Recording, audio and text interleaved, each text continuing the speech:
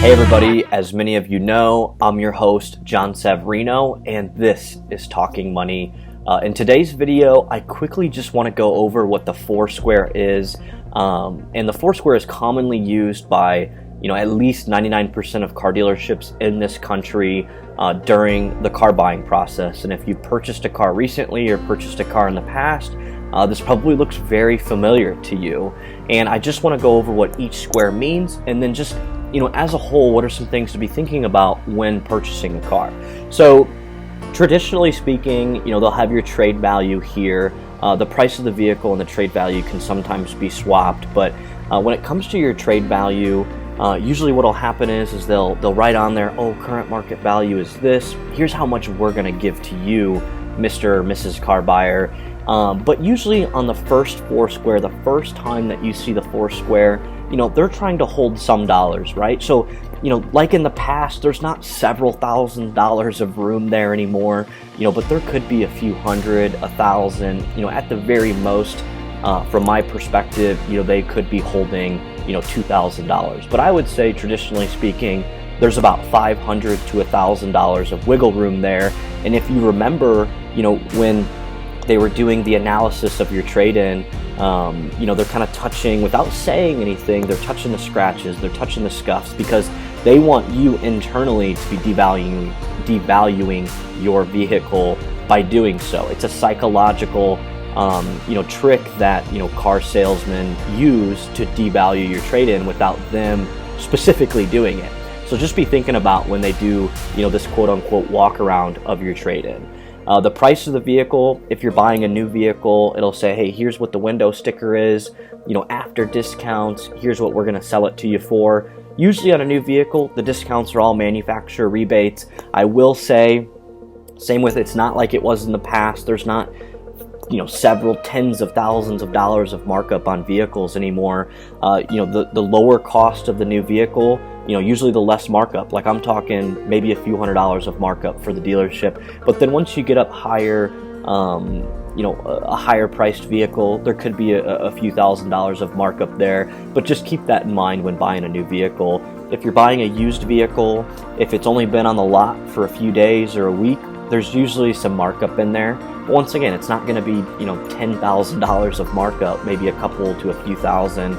If they've had the vehicle for more than 30 days, to be frank, there's probably not as much markup as you would expect or as what you would hope. So just keep that in mind as well. And then when it comes down to the down payment, even though you told the salesman on the test drive or out on the lot that, oh, I can't put anything down, or I can only put a few $100s down, they probably have $3,000 or $4,000 as a down payment, because the overarching goal of the Foursquare is to get you solely focused on this monthly payment aspect.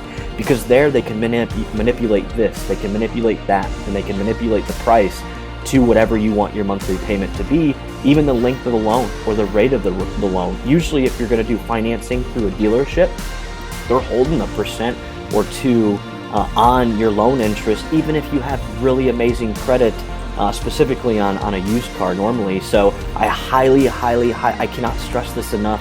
I would always go into a dealership with my own financing already in order through a local bank, institution, whoever you share a relationship with. I would always go in with my own financing for this specific reason, because the whole goal of the Foursquare is to get you psychologically focused on this monthly payment. So for example, if the monthly payment says $550, you tell the car salesman like, oh my goodness, I can only afford $450. He'll say something like, oh, my manager hasn't sold many cars today, so if I can get you down to $450, would you buy this vehicle today? And you're all excited about it, like, oh my gosh, of course I'm going to buy this vehicle. So he's going to draw a big X right there with a line, and he's going to say, okay, Mr. or Mrs. Car Buyer, sign here, write $450, so I can let my manager know you're serious about buying this car today. And then they will manipulate all of these things to get you to that car payment. So just keep that in mind when it comes to a Foursquare, and just know if you sign it saying that you're serious, you are not obligated to buy that vehicle by any means. Once again, it's all psychological to make you feel like you're obligated to buying that vehicle now.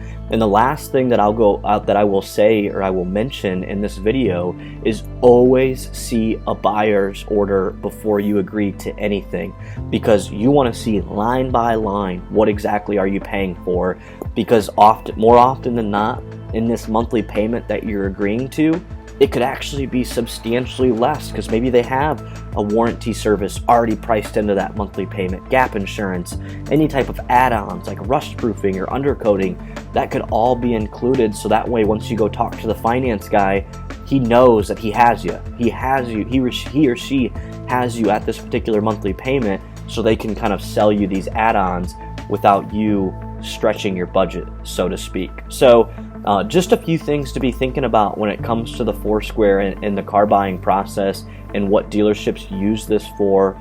So hopefully everyone here, everyone watching found this video helpful. Please hit that like button, leave a comment, subscribe, hit the notification button, and as always, we'll talk money soon.